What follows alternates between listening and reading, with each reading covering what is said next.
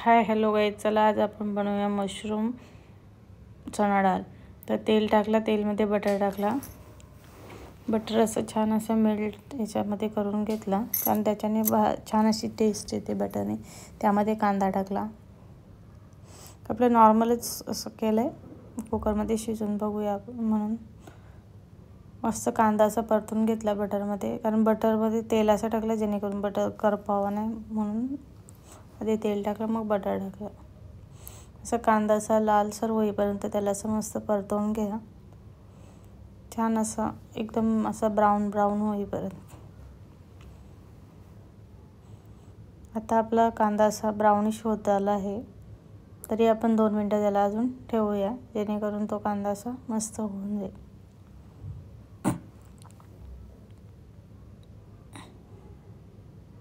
छान असा आपला कांदा असा ब्राउनिश होत आहे.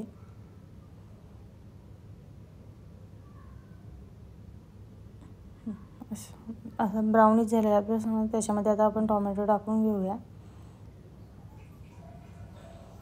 असा टोमॅटो टाकून घेतला आणि टोमॅटो असं मिक्स केला छान. टोमॅटो असं परफेक्ट शिजवून द्या पहिले. त्याला 5-10 मिनटं असंच हलवत राहा, जेणेकरून टोमॅटो पूर्णपणे शिजला पाहिजे तेलामध्ये. मिक्स करतच राहा, जेणेकरून टोमॅटो आता छान असं टोमॅटो आता शिजलेलं आहे. त्याच्यामध्ये आपण वाटण टाकूया. वाटण हे टोमॅटो, खोबरा, मिरची, आळा, कांदा सगळं घेऊन छान असं वाटण बनवलं आहे. ते तुम्हाला वाटण पाहिजे असेल तर आपण परत एकदा रेसिपी बनवूया वाटणाची. तर छान प्रकारे ते तेलामध्ये आपण परतून घेऊया, कारण मग ते असं तोंडाला लागणार नाही.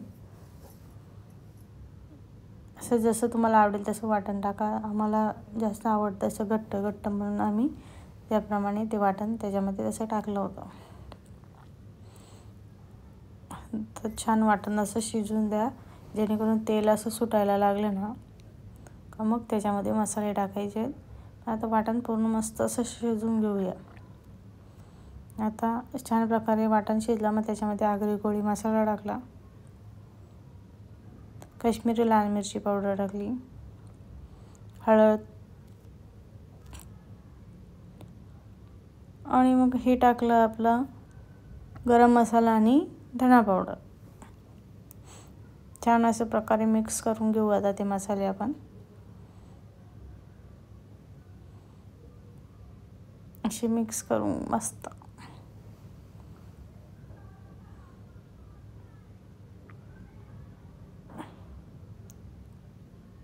छान असे मसाले शिजून द्यायचे.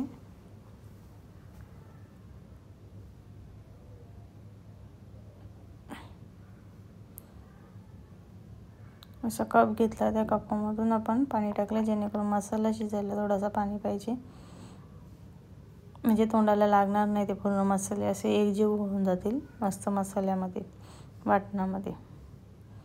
तर मला थोडासा पाणी कमी वाटतं आहे, म्हणून मग मी थोडं पाणी टाकला त्याच्यामध्ये, कारण ती ग्रेव्ही पूर्ण शिजायला पाहिजे ना, म्हणून. मला थोडं बोलता येत नाही, थोडं समजून घ्या. काही चुकलं असेल तर माफ करा. मग आपण ही चणा डाळ टाकली. चणा डाळ मी आधी 2 तास आधी भिजत ठेवली होती, जेणेकरून ती शिजली जावी, कारण चणा डाळ तशी शिजत नाही. त्यामुळं कुकरला मशरूमची भाजी करायला घेतली. काही जण चणा डाळ उकळून पण घेतात, पण माझ्याकडे आता टाईम कमी होता म्हणून पटापट बनवण्यासाठी मग तसा केला. मी आधीच टाकली होती उकळत, हे भिजत ठेवली होती. आता घेतला मशरूम पण टाकून घेतला. असं छान प्रकारे मशरूम येता बाजारातून आणला होता, फ्रेश आणायचा. आदल्या दिवशी आणून नाही ठेवायचा, त्याच्यामुळे ते फ्रेश नाही भेटत आपल्याला. तसं आणलं का लगेच आपण 15 ते 20 मिनटात ते मशरूम करून टाकायचं. मग आता ते पूर्ण मशरूम त्या मसाल्यामध्ये मिक्स करून घेतो. असं छान प्रकारे मिक्स करून घ्यायचा. पूर्ण मसाला प्रत्येक लागला पाहिजे, असं प्रत्येक मशरूमला.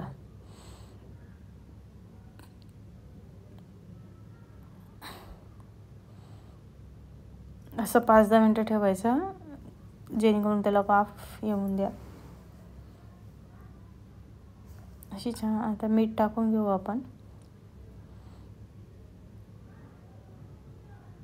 हे बघा साईडून बघा तुम्ही एकदम असं छान प्रकारे असं ते असं वाफ यायचे हे झाले.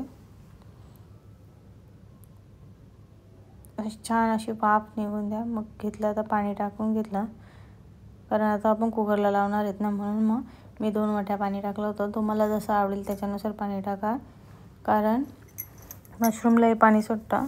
त्याच्यामुळे पण चण्याची डाळ होती ती पण शिजायला पाहिजे ना, त्याच्यासाठी असं आता आपण कुकर लावून घेऊया. असं छान प्रकारे कुकर लावून घेतल्या आणि त्याच्या 5 शिट्ट्या मी घेतल्या. तुम्हाला पाहिजे तर 3 शिट्ट्या घ्या, कोणी 4. अशा प्रकारे आपली मशरूमची भाजी रेडी झाली आहे. खूप छान झाली आहे. अशी एकदा बनवून बघा. आवडल्यास नक्की सांगा. आणि अजून आपण अशा छान छान रेसिपी घेऊनच येऊया. थँक्यू.